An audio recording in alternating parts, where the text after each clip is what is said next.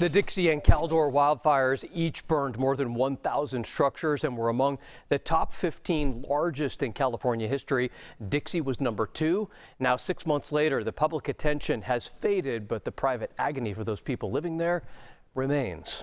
Thanks for being with us. For Fox 40 News at 10, I'm Eric Carryman. And I'm Nikki Lorenzo. People who lost everything are still facing extreme challenges, and in many cases, the federal government refuses to help. And tonight, we begin a series of reports taking an in-depth look back at the lessons that we've learned and a look ahead at the efforts to reduce the risk this year. Fox 40's Eric Rucker gives us an eye-opening tour of Grizzly Flats, and Fox 40 investigates wildfire season 2022.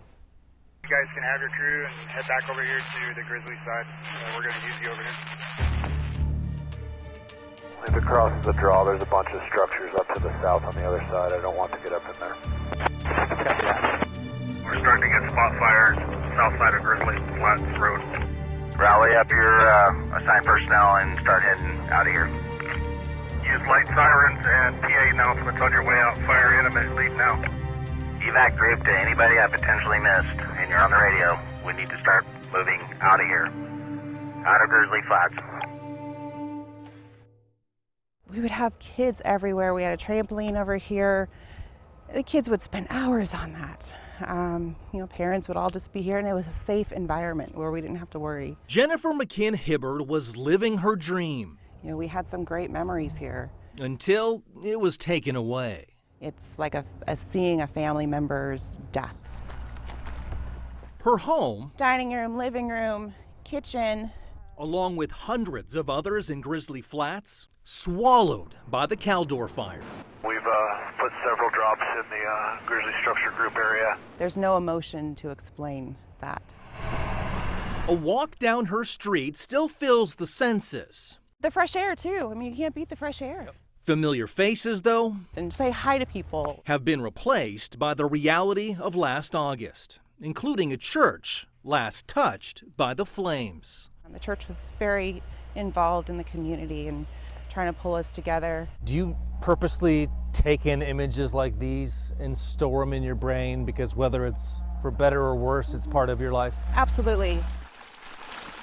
I can't explain, but I crave being up here.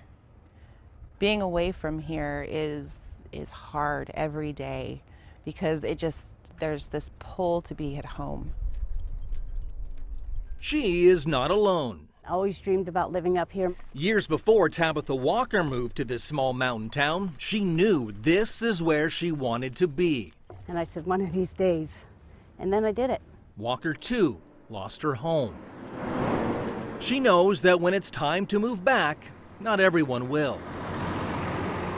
Some days it's hard to see what your friends are going through, and some can't rebuild because of insurance, underinsured and all that.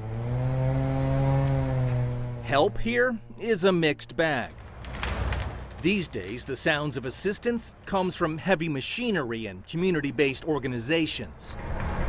But financially, FEMA has denied money to people here.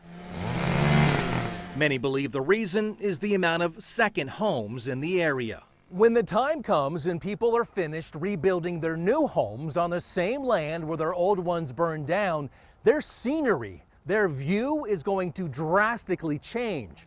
No longer will we get green, lush trees to look at. Instead, all they will see are burned, charred trees. But this is also a sign of time. Time to make sure that this doesn't happen again while we know that this cannot burn, at least for a while. It's also an enticement to others who might want to call Grizzly Flats home for the first time.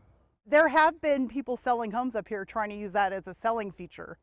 One of the safest areas in the mountains that you can live now because the fire already passed through. Kim Gustafson is with the Grizzly Flats Community Services District. She says the hope is some residents who lost their homes may be able to finish rebuilding and move back by the summer. There are a lot of people who don't want to wait to see it return to its former glory because they don't feel that they have that time left to wait for all the regrowth. And then there are some that are happy to have extended views across the canyons, So it'll be interesting to see how quickly it repopulates, but we have a good indication of some that want to return right away.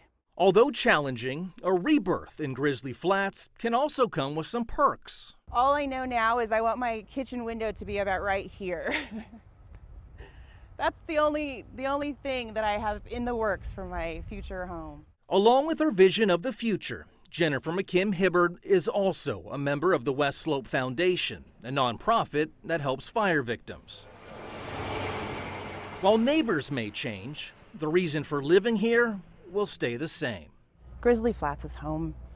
It doesn't matter what this community looks like, it'll always be home. In El Dorado County, Eric Rucker, Fox 40 News. And coming up tomorrow night on Fox 40 News at 10 o'clock, Dennis Shanahan goes to Greenville, a town destroyed by the Dixie Fire. He will show us why, despite the devastation, people are committed to staying there and how the tragedy brought the small town even closer. That's right here tomorrow night on Fox 40 News.